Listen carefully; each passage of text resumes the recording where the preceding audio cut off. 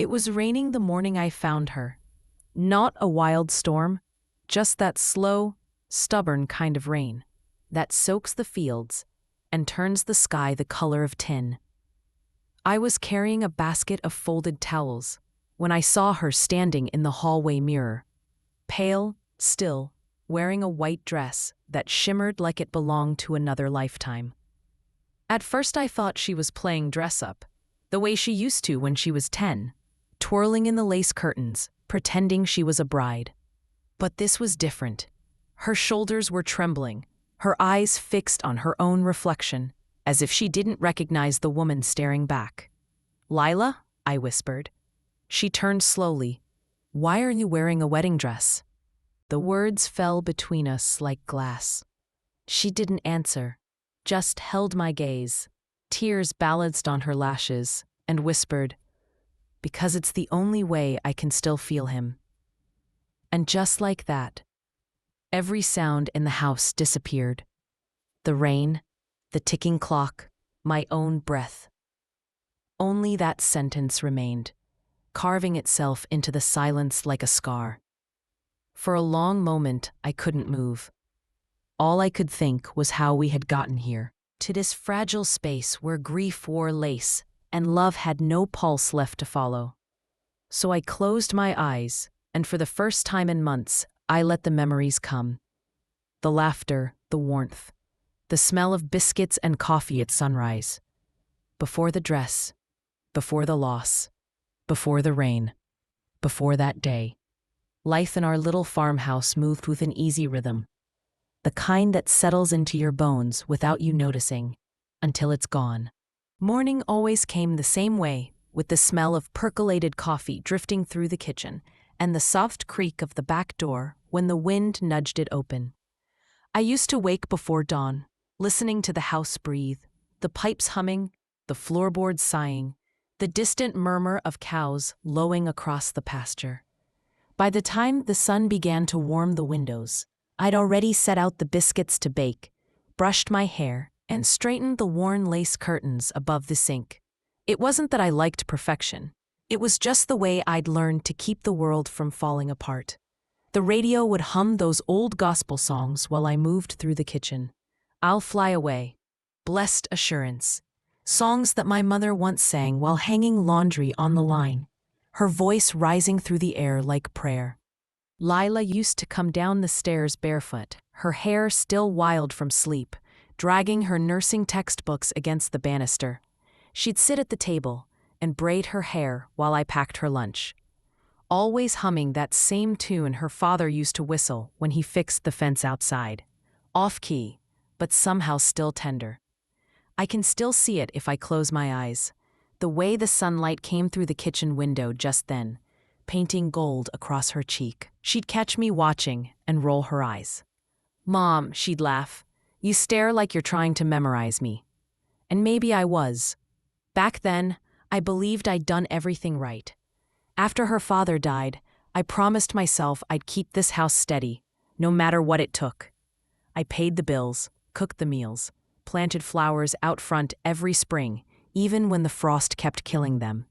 I told myself love was something you protected, by controlling the chaos before it reached your door.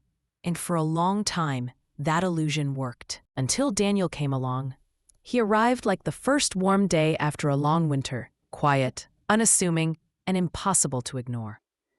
He was a mechanic's apprentice, newly moved to town. Lila met him at the diner where she worked part-time, serving coffee and pie to truckers and farmers passing through. She told me about him one evening as we washed dishes. "He's not like the others, Mom," she said. I smiled politely, as mothers do. "They never are, sweetheart." But that night, when she disappeared onto the porch with her phone pressed to her ear, whispering and laughing beneath the porch light, I knew something had shifted. A week later, I met him. He came by to pick her up, standing at the door with his cap in his hands. Eyes lowered, in that respectful way young men used to have. "Evening, ma'am," he said. I remember noticing his hands first. Rough, calloused, honest. The kind of hands that build things, fix things, hold things carefully. He thanked me for letting him borrow my girl for a little while, and I wanted to tell him she wasn't something you borrowed, but the words stuck in my throat because of the way she looked at him. Like the whole room had gone brighter the moment he stepped in. From that day on, her laughter changed. It was lighter somehow, bubbling up from somewhere new. She hummed more. She started wearing her hair differently, softer, looser. And there were times I'd find her smiling at nothing, her eyes far away. He'd drive her home in that old blue truck of his, engine sputtering down the gravel road. I'd watch from the kitchen window as she climbed out, the porch light catching her face, the kind of glow you can't fake. He'd wait until she was inside before pulling away, headlights cutting a slow path through the dark. And though I told myself I should be happy for her, that quiet ache inside me began to stir. That mother's ache that knows love means letting go, even when you're not ready. Sometimes, in the evenings, I'd stand at the sink and watch them through the kitchen window. They'd sit on the tailgate of his truck beneath the old pecan tree, the one her father planted the year she was born. That tree had seen every season of our lives, from Lila's first steps to the day we buried her father. Now it stood like a witness to something new. They'd share sodas and talk for hours, their laughter drifting through the twilight like music. I'd tell myself to leave them be, to stop spying like some lonely old woman, but I couldn't help it. There was something about the way he looked at her, patient, steady, reverent, that reminded me of how her father once looked at me. It had been years since I'd felt that kind of warmth in the air. Years since the sound of laughter filled the spaces that grief had hollowed out. One night, after Lila had gone to bed, I found myself walking outside barefoot, the grass cool beneath my feet. I sat under that pecan tree and looked up at the stars, thinking of my husband. "You'd have liked him," I whispered. "He's quiet, the good kind of quiet." A breeze passed through the branches, and for a moment, I could almost feel his answer in the rustle of the leaves. But even as I watched her fall in love, I couldn't help but feel the undercurrent of fear that every mother knows, that tightening in the chest when you realize you can't protect your child from the things the world will do to her heart. Lila was only 21, full of light, untested by heartbreak. Daniel was decent, yes, but the world has a way of changing people, of wearing them down. I'd seen it happen too many times. Sometimes I'd drop hints during dinner. "Remember, sweetheart," I'd say gently, "a man's smile can be honest and still hide his doubts." She'd grin, rolling her eyes. "Mom, he's not like that." But the more I tried to warn her, the more she pulled away. It wasn't defiance, it was youth, that invincible belief that love could fix everything. Still, she kept me close enough to share the small things. The first time he brought her flowers, daisies, her favorite. The note he left on her windshield, "Can't wait to see you after class." The song they called theirs, which she played on repeat while doing homework. And each time she shared these things, I smiled, even when jealousy nipped at the edges of my joy. Not jealousy of her love, but of her freedom to feel it so fearlessly. Because I remembered what that felt like once, before responsibility, before loss, before the weight of keeping a house standing on one woman's shoulders. Sundays were my favorite. We'd go to church in town, Lila in her pastel dress, me in my plain blue one. Daniel started joining us after a while, sitting 2 pews behind, hat in hand. The old ladies would whisper, "A fine-looking couple," and I'd smile politely, pretending not to notice the way my daughter's cheeks flushed. After service, we'd all gather outside. He'd carry the hymn books for me, insisting it was no trouble, and talk about his plans, how he wanted to open his own garage someday, fix up the old trucks that lined the county roads. There was a steadiness about him that eased me, even as my heart resisted. He reminded me of a sunrise, not loud or showy, just certain. That summer, everything felt touched by light. The days stretched long, and laughter lived in every corner of the house. There were picnics by the river, late-night drives, the smell of honeysuckle drifting through open windows. Sometimes, I'd wake in the middle of the night and hear her phone buzz. Soft giggles, whispered goodnights. And no part of me wanted to scold her. The other part, the one still learning how to breathe again after years of widowhood, was grateful for the sound of life returning to these walls. But even in the golden seasons, there are always shadows waiting to move in. It was subtle at first, a missed supper, a distracted smile, a day when she came home quiet and went straight to her room. "Everything all right?" I asked. She nodded. "Just tired, Mom."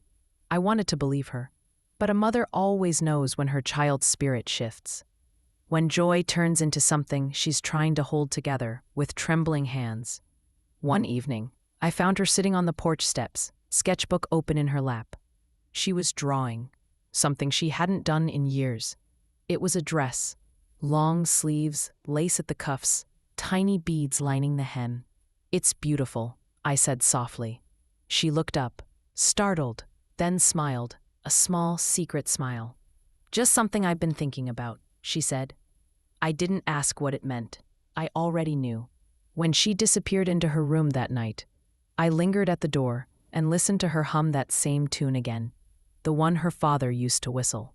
It hit me then how much she'd grown, how quickly the years had folded in on themselves. By late August, Daniel began spending more time at the house. He'd fix little things, the squeaky screen door, the porch step that always threatened to give way. I pretended not to notice that he stayed long after the repairs were done.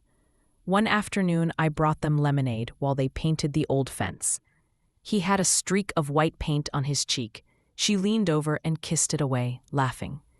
The sound filled the yard, echoing off the fields. For a moment, it felt like watching sunlight touch something holy. Later that night, I sat by the window, staring out at the empty yard, and realized something painful but true. She didn't need me the same way anymore. And that was how it was supposed to be. But knowing that didn't make it any easier. There was one evening that lingers in my mind more than the rest. The sky was the color of peach and lilac, the air thick with the scent of rain yet to come. Daniel had just dropped her off, and they stood by his truck, neither of them wanting to say goodbye. I watched from the porch as she reached up to adjust his collar, fingers brushing his jaw. He bent his head toward her, their foreheads touching. For a heartbeat, the world stood still. When she finally came inside, I pretended to be busy folding laundry. She lingered by the doorway. "You saw?" "I might have," I said, smiling without looking up. She hesitated, then said quietly, "He makes me feel safe, Mom." That word, safe. It hit me harder than I expected.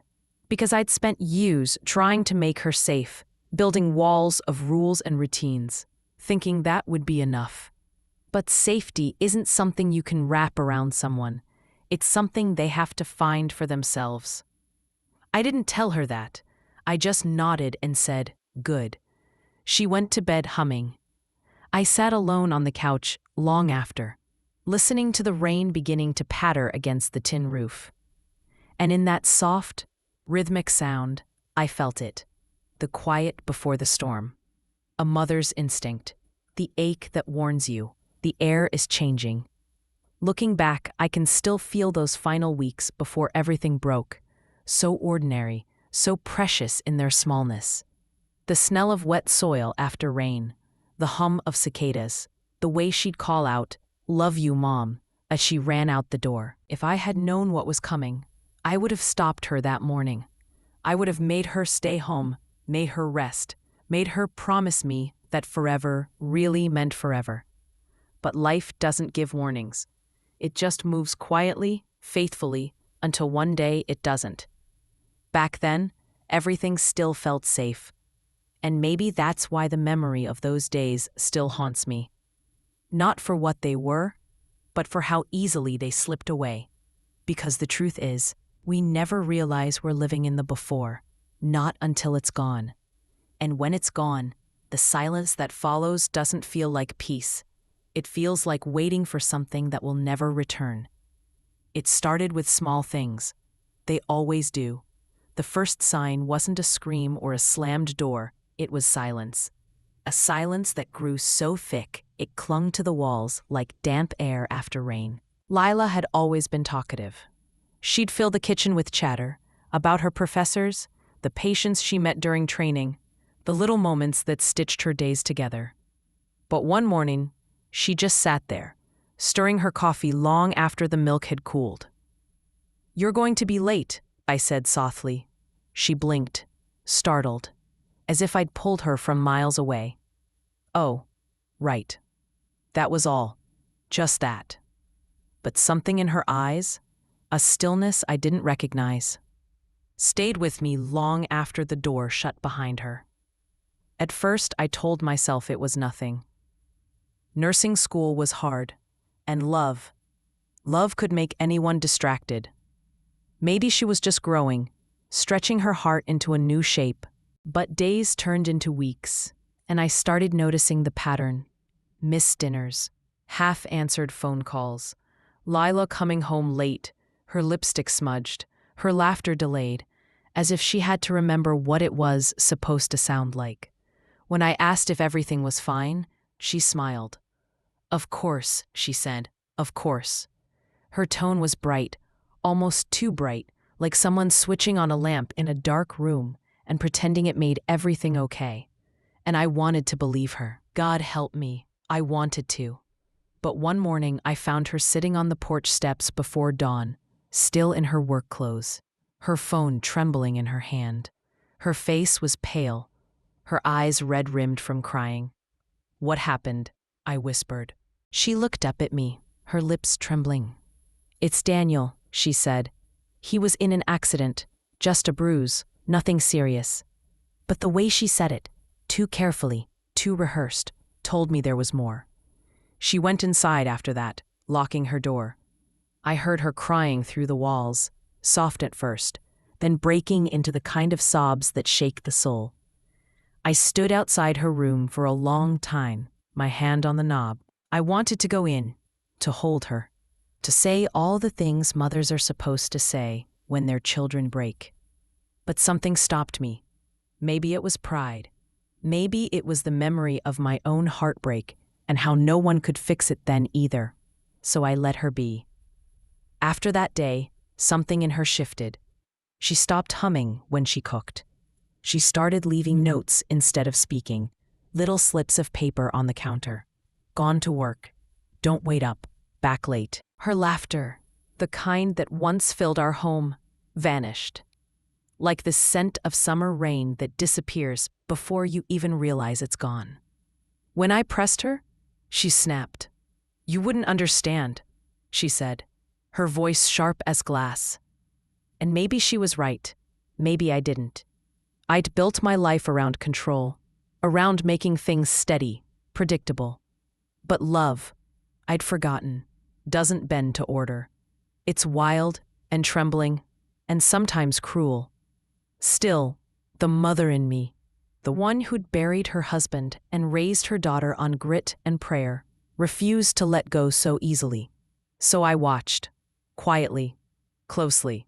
I watched how she checked her phone constantly, how she flinched when messages came in. I watched how she lingered at the window, staring down the gravel road, waiting for a car that didn't come. And sometimes, at night, I'd hear her whispering to someone on the phone. Her voice would tremble, part love, part fear. I began to piece together fragments. Daniel wasn't just the sweet, quiet boy from down the road anymore. There was something else, something darker threading between them. Rumors reached me through the grapevine, small-town talk, the kind that slips through the cracks of grocery store aisles and church pews. That Daniel had dropped out of work, that he was drinking, that he'd been seen arguing with his father outside the bar by the highway. I didn't want to believe it, not for her sake, but for the picture of hope I'd built around him. Because for a while, he'd made her shine. And I didn't want to be the mother who said, "I told you so." So I stayed quiet, praying she'd come to me when she was ready. But she didn't. One evening, late summer, I peeked into her room to leave folded laundry on her bed. The sunset spilled through the curtains, warm, golden, soft. And in that light, I saw her bent over her desk, sketching. Wedding dresses, pages and pages of them. Ivory lace, pearl buttons, veils drawn with trembling precision. Notes scribbled in the margins. Something simple. He likes this neckline. Needs to hide the scar. I froze in the doorway. She looked up, startled, and then smiled faintly. He asked me, she said, voice small, eyes shining with something I couldn't quite name. My throat tightened. He asked you? She nodded, biting her lip. Last week. I wanted to tell you sooner, but I didn't let her finish. I hugged her, maybe too tightly. For a moment, I let myself believe it, the fairy tale she was painting with her trembling hands. I told her how proud I was, how her father would have been too. And for that heartbeat of time, the world felt soft again. Safe, even. We spent that evening talking about flowers and venues, about the dress she might wear, about how Daniel's mother would probably cry through the whole ceremony. Her cheeks flushed pink, and her laughter, the one I'd missed so much, returned for a fleeting moment.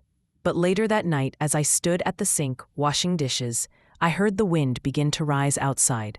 It rattled the window panes, making them tremble in their frames. And I don't know why, but I felt it.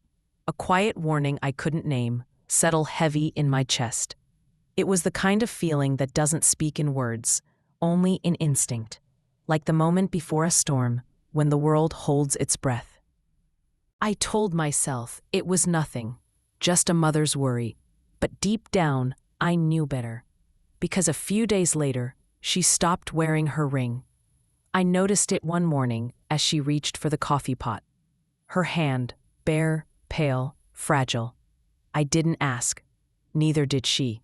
Instead, she smiled too brightly again, poured her coffee, and went about her day like she hadn't just erased a promise.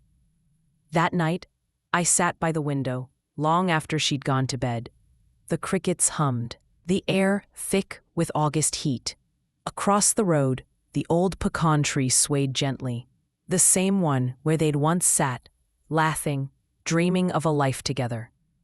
And I thought of my husband, how love had both saved and scarred us, how we'd fought and forgiven and built a life from splinters.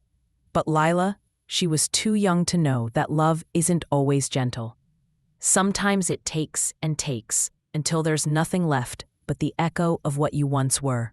The next morning, she came downstairs with dark circles under her eyes. She said she wasn't feeling well, that she might take a break from school. I asked if Daniel was okay. She froze, just for a second. Then she smiled again. He's fine, Mom.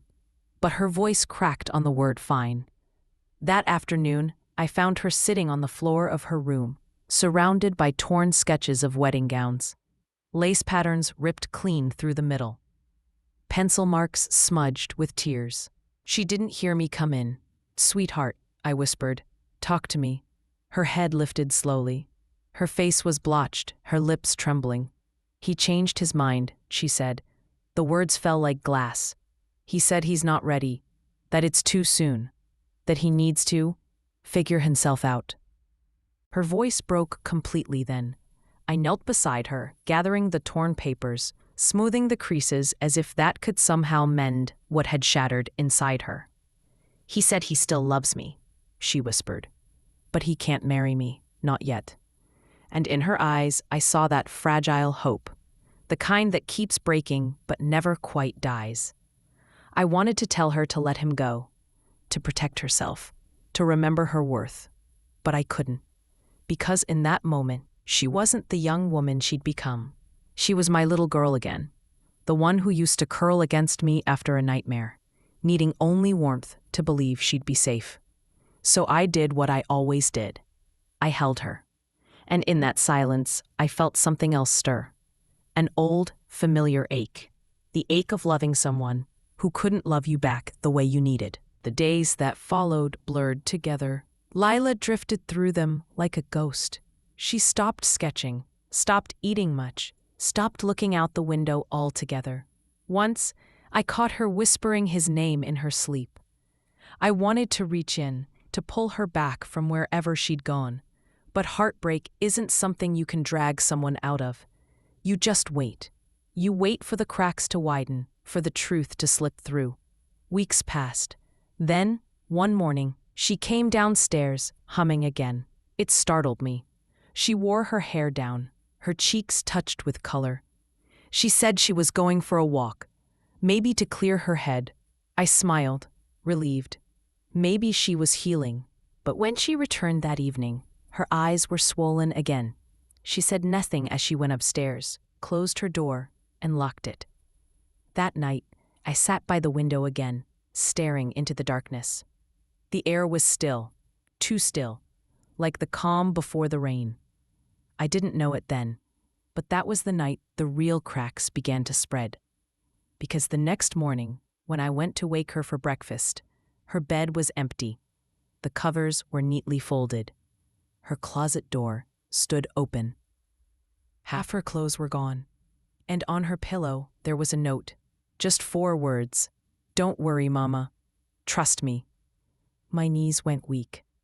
I found myself clutching that note to my chest, whispering her name over and over, as if the sound alone could bring her back. But all that answered was silence. And somewhere in the distance, thunder rolled, low, slow, and merciless. That was how it began. Not with a fight, not with a scream, but with a whisper that carried her away. And as I stood there, the note trembling in my hands, I realized something that chilled me to my bones. I had spent so long trying to protect her from the world that I never noticed the storm was already inside our walls. I wish I could say I did something then, that I saw what was coming, that I stopped it somehow. But the truth is, storms don't announce themselves. They whisper first. And by the time you notice the wind has changed, it's already too late. The day the call came, the world tilted, and it never quite righted itself again. It was late afternoon, one of those quiet, golden hours when the world seems harmless. The light came in through the kitchen blinds in long, soft stripes. I was washing the last of the dishes, humming an old hymn without realizing it, when the phone rang. The sound was ordinary. Everything about that moment was ordinary. The clink of glass, the low hum of the refrigerator, the faint scent of biscuits cooling on the counter. And yet, from the second I picked up that receiver, something in my chest tightened. A nurse's voice, calm but rehearsed, too practiced. "Mrs. Harper, there's been an accident on Highway 14. There was a pause, a breath, a shift in tone. I knew what was coming before she said it. "I'm so sorry." The words floated, detached, unreal, like they were meant for someone else. I don't remember setting the phone down. I don't remember grabbing my coat or the way my hands trembled. I only remember running, down the porch steps, gravel slicing through my slippers, my breath sharp and ragged, the road blurred beneath me. The sun that had just moments ago been warm and kind turned cruel, glaring, blinding. When I reached the end of the gravel drive, I saw flashing lights in the distance, blue and red against the amber dusk. I tried to keep going, but my legs buckled halfway down the hill. Someone stopped me, a neighbor, maybe. I don't remember who. I only remember the words they said, the ones that cracked the air in two. Daniel didn't make it. The world stopped. Everything else, the sirens, the shouts, the hum of insects, fell away until there was only the hollow thud of my heartbeat in my ears. They told me later it was a drunk driver. Crossed the center line on a curve. Daniel's truck folded like paper. The kind of accident they describe in short sentences because the truth is too jagged to say out loud. At the hospital, the corridors smelled of bleach and sorrow. I found Lila sitting beside his bed, her back straight, her hand clutching his. He was so still, so unbearably still. The white sheets looked like the dress she'd been sketching weeks before. Pale, perfect, untouched. She didn't cry. Not once. Not there. Not even when the nurses asked if she wanted a moment alone with him. She just kept tracing circles on the back of his hand with her thumb, whispering something too soft for me to hear. When I touched her shoulder, she looked up at me, and the look in her eyes froze me in place. It wasn't grief I saw there. It was disbelief. A silence so deep it had swallowed her whole. She didn't speak on the drive home, didn't move when I tried to guide her through the doorway. That night, she slept in her clothes, curled up on top of the blankets, like she was afraid if she closed her eyes, the world would vanish. And maybe, in some way, it already had. The funeral came 3 days later. The sky that morning was the color of old pewter, heavy and low. The kind of sky that can't decide whether to rain or simply hang there, suffocating. Lila wore a simple black dress and a thin veil that fluttered in the wind. She looked unreal, like one of those porcelain angels you see in old church windows, fragile and out of place among the living. She didn't cry then, either. She stood by the casket with a folded piece of fabric in her hands, a strip of lace from one of her dress sketches. She'd cut it herself, I later found, from the hem of an old curtain. When the pastor finished speaking, she stepped forward and laid that strip of lace on Daniel's chest. Then she whispered something, a promise, maybe, before stepping back, her face pale and unreadable. The sound of dirt hitting wood filled the air. It was hollow, final. And in that moment, I realized that I wasn't just watching her lose the man she loved.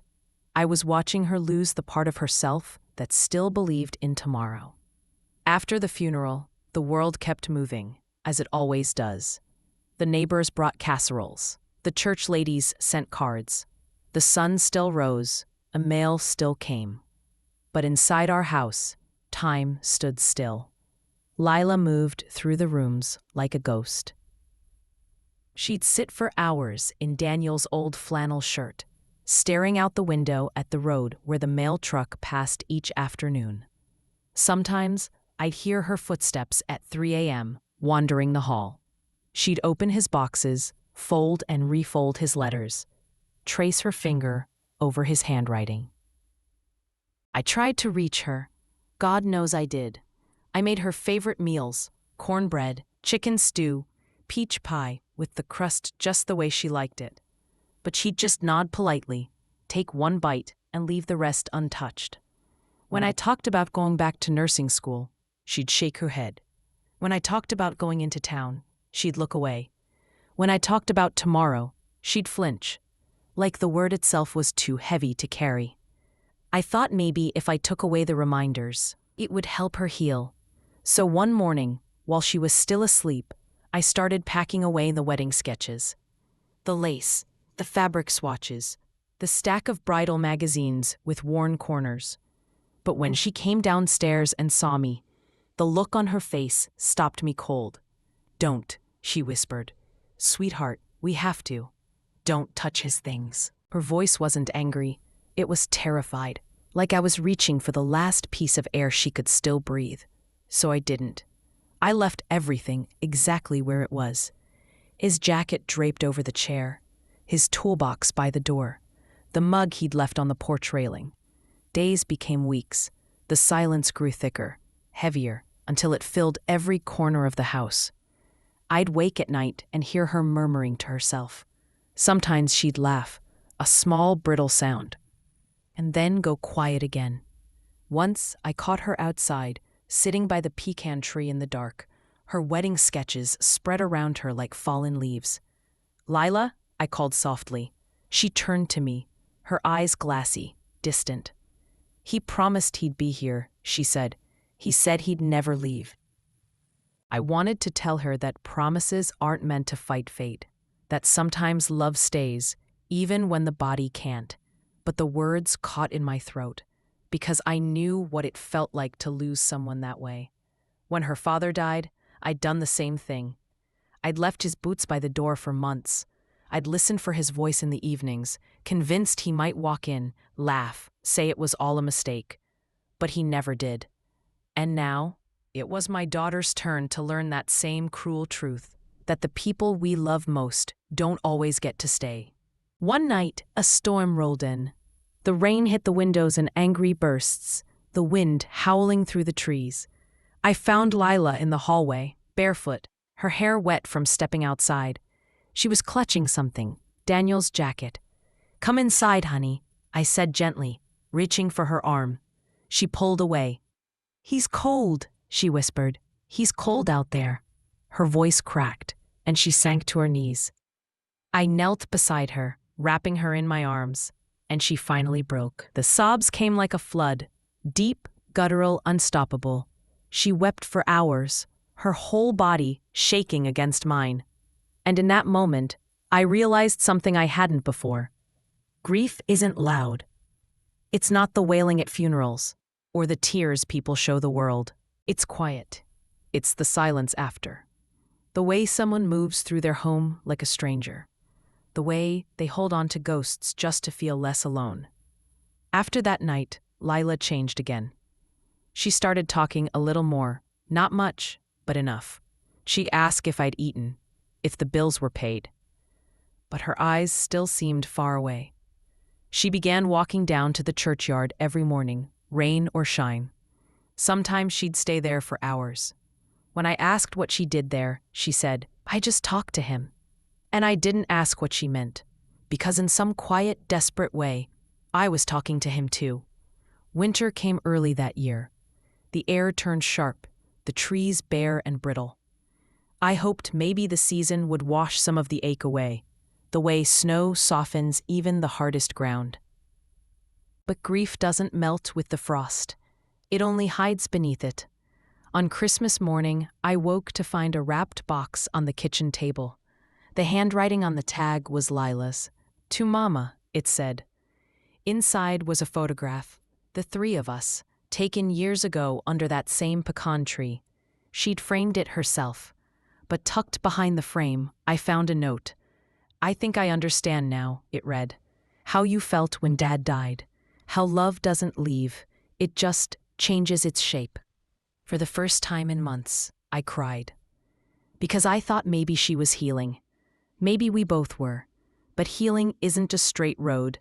It's jagged, looping, full of shadows. And grief. Grief has a cruel way of pretending it's done with you, only to come knocking again when you least expect it. It was a cold January morning when I heard the creak of her bedroom door. I thought she was coming down for breakfast, but hours passed, and she didn't appear. I climbed the stairs, my heart uneasy. Her bed was made, her window open. The curtains billowed softly in the winter air. On her desk sat a small box. Inside, her ring, her necklace, and a folded piece of paper. "I can't live between two worlds anymore," it said. "Don't worry, Mama. I'll find him. I promise." The floor tilted again beneath me. I called her name, my voice echoing through the house. But she was gone. And as the wind howled through that empty room, I felt the silence return, thicker than before, darker than grief itself. Because this time, it wasn't death that took her. It was love. Love that had twisted itself into something too heavy to bear. And as I sank to the floor, clutching her note, I finally understood. Some storms don't come from the sky. Some begin quietly, inside the heart. And by the time you notice the cracks in the mirror, it's already too late to save the reflection. After the call, after the funeral, after the last car pulled away from the driveway, there was only stillness. Not the kind that soothes, but the kind that waits. The kind that settles in your bones and refuses to move. I used to think silence meant peace, but now I know. Silence is just grief learning how to breathe. Grief doesn't shout. It doesn't crash through the door or wail in the night like you expect it to. No, it lingers. It hums softly beneath the floorboards. Lives in the half-washed mug on the counter, the jacket still hanging by the door, the empty chair no one sits in anymore. After the funeral, silence became our unwelcome house guest. It filled every corner, every heartbeat. It was in the clink of my spoon against the coffee cup each morning, in the sound of Lila's door creaking open and shut, in the dull thud of her footsteps on the stairs. For weeks, the house was filled with ghosts, not the kind you see, the kind you feel, the way the air thickens when you remember something you can't bring back.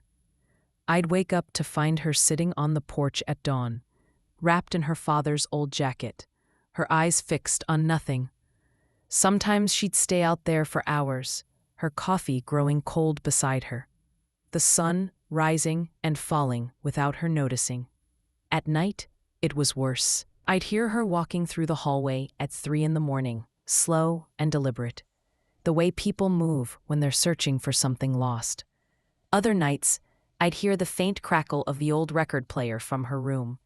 It was their song, a soft, trembling melody that Daniel used to hum whenever he drove her home. The record would spin, whispering through the walls, until it clicked at the end, over and over again. I would lie awake, staring at the ceiling, listening to her grief echo through the house, and I would wonder if silence could kill, the way sorrow sometimes can. I kept busy, because that's what mothers do when they don't know how to help. I scrubbed the floors twice a day.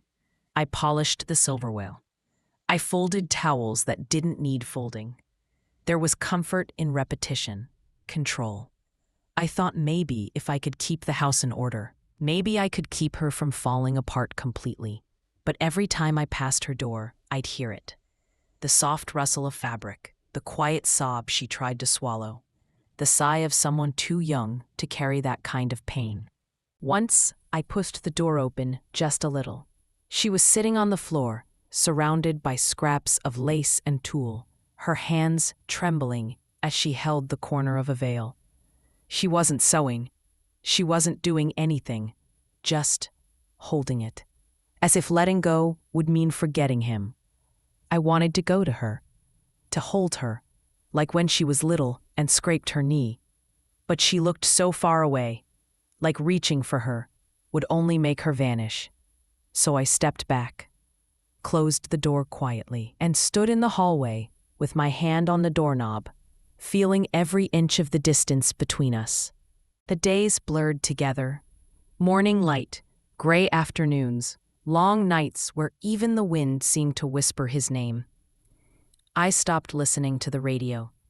The gospel songs that once filled our mornings now felt like mockery.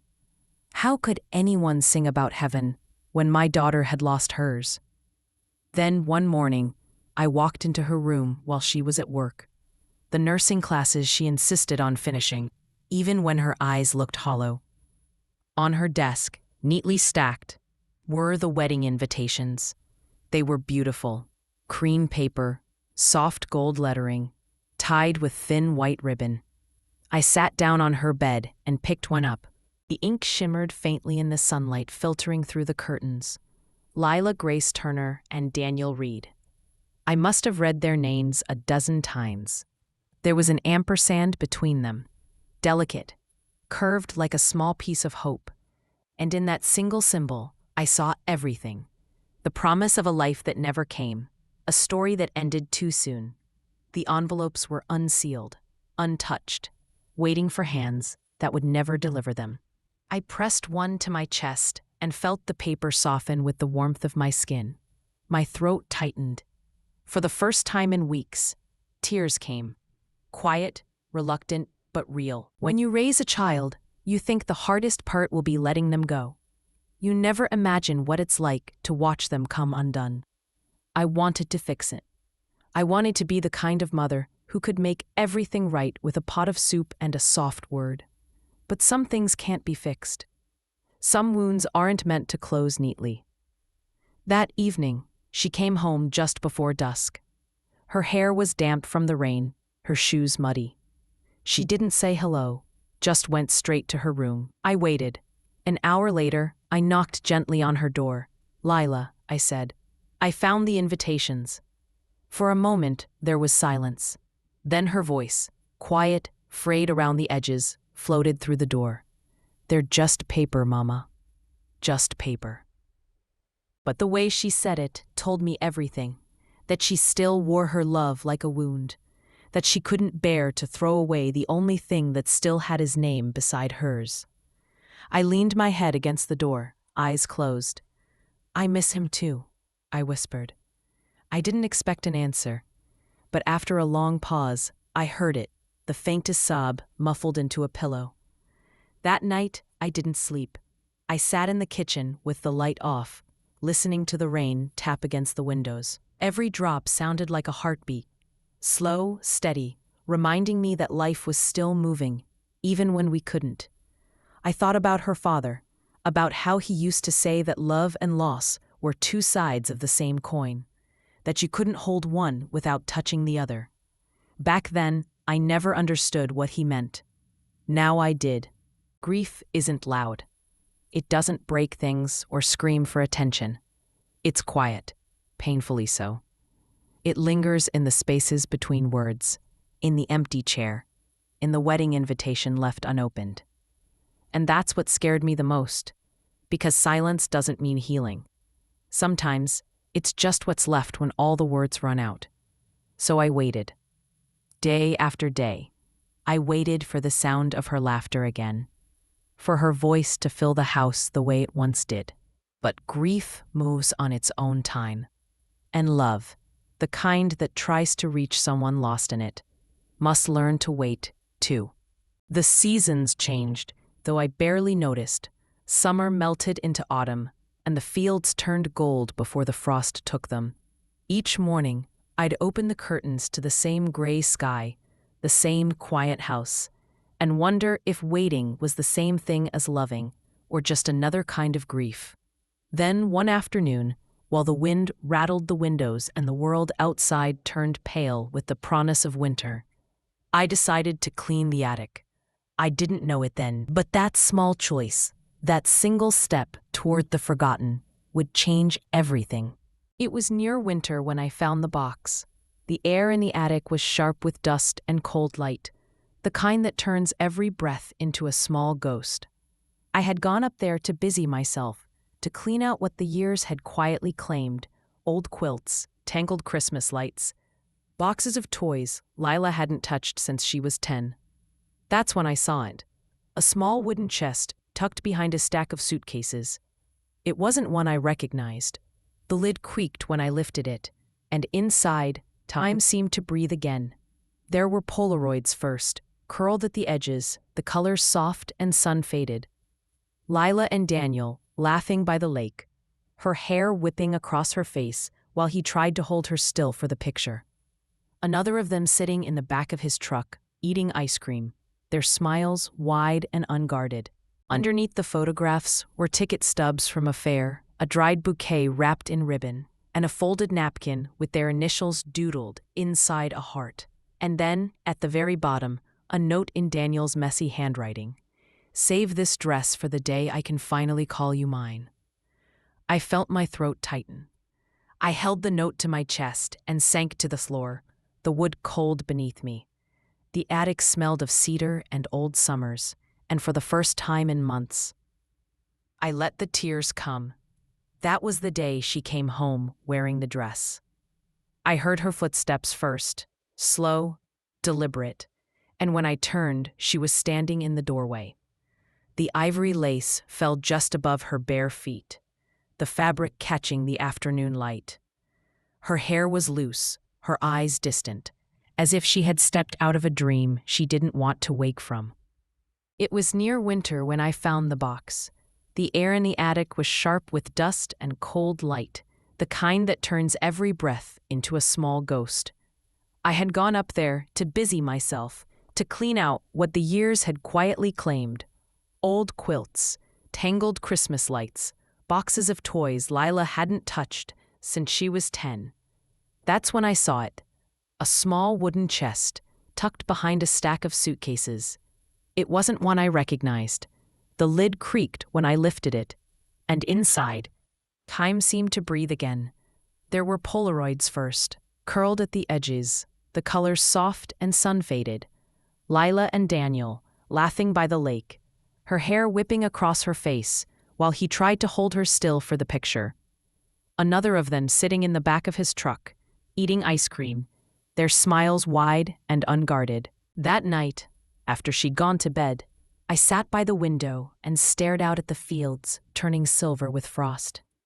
I thought of my own wedding day, the white dress my mother had sewn by hand, the scent of lilacs in my hair, the man I loved waiting at the altar with trembling hands. And then I thought of the years that followed, of how I buried every photograph of him after he died, how I locked his laughter away because remembering hurt too much. Maybe that's where she learned it, from me, to love quietly, to grieve in secret, to mistake silence for strength. The wind outside rattled the window pane, and I finally understood. The pain we don't talk about doesn't disappear. It just passes down, like heirlooms we never meant to keep. That night I couldn't sleep. I sat by the window, watching the last of the leaves chase each other down the empty street. The house felt heavy, not with noise, but with everything unsaid. Somewhere in the dark, the old clock ticked on, steady as a heartbeat, reminding me that time moves, even when we can't. And then, as if the universe had been listening, the silence broke. The phone rang, once, twice. A sound so ordinary, and yet it cut through the quiet like thunder. Weeks passed. The world outside moved on. Church bells, market days, laughter echoing down the road. But inside our house, time stood still. Then one evening, the phone rang again. A woman's voice, gentle and trembling. "Mrs. Turner, I'm sorry to bother you. My name's Evelyn. I was Daniel's mother. I hadn't spoken to her since the funeral. We met at a cafe the next day, both clutching coffee we didn't drink. Her eyes were tired, but kind. She said she'd found something in Daniel's things, a small velvet box with a note addressed to Lila. Inside was a silver locket with their initials engraved and a photograph of the two of them smiling under the pecan tree. "Please give this to her," she said. He meant to give it the night before the accident. I took it home, hands trembling. When I gave it to Lila, she stared at it for a long time, then broke down for the first time since he died. And as I held her, I realized I wasn't just comforting my daughter. I was holding the girl I used to be, the one who once believed love could outlast loss. Spring came quietly that year. The pecan tree bloomed early, scattering white petals across the yard like tiny pieces of forgiveness. One morning, Lila asked if I'd drive her to the lake, the place she and Daniel used to go. I nodded, though my hands shook on the steering wheel the whole way there.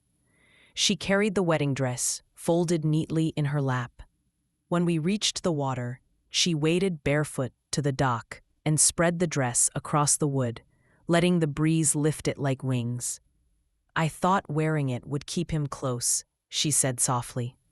"But maybe letting it go will too." We sat there until sunset, watching the light fade. When she finally stood, she took my hand. "Thank you for not stopping me," she whispered. "Even when you wanted to." I wanted to tell her the truth, that I hadn't been brave, only afraid of losing her again. But I just squeezed her hand instead. The lake shimmered gold, and for the first time in months, I heard her laugh. It was small, cracked, but real. Time softened the edges of our grief. We planted a rose bush by the pecan tree, one for every year Daniel had lived. Lila went back to school, started volunteering at the local clinic, and though she still wore the locket every day, she stopped wearing the dress. One evening, I found her sitting by the window, sewing the torn hem of that dress, not to wear again, but to preserve it. She planned to donate it to a charity that made gowns for hospital weddings, for brides who didn't have long to wait. She looked up and said, "I used to think love ended when he died, but it didn't. It just changed shape." That night, I walked outside and stood under the pecan tree. The air smelled of rain and wildflowers. I realized that my need to control everything had come from fear. Fear of losing, of breaking. But love isn't about keeping people safe from pain. It's about walking beside them through it. And in that moment, watching the light in her window, I finally forgave myself. For not being able to save her, for not knowing how to let her hurt. Years have passed since then. The farmhouse still creaks in the wind, but now the silence feels softer, lived in, like an old song humming beneath the floorboards. Lila's laughter fills it again. She has her own little girl now, named Grace, after Daniel's middle name.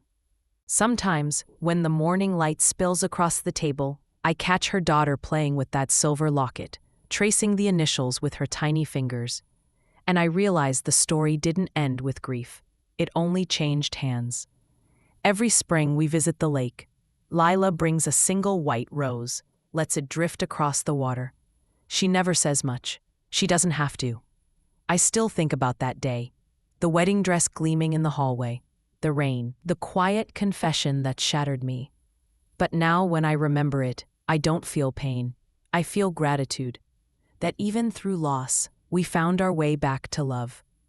Because sometimes the things that break us don't ruin our lives. They rebuild them, gently, patiently, in ways we never could have imagined.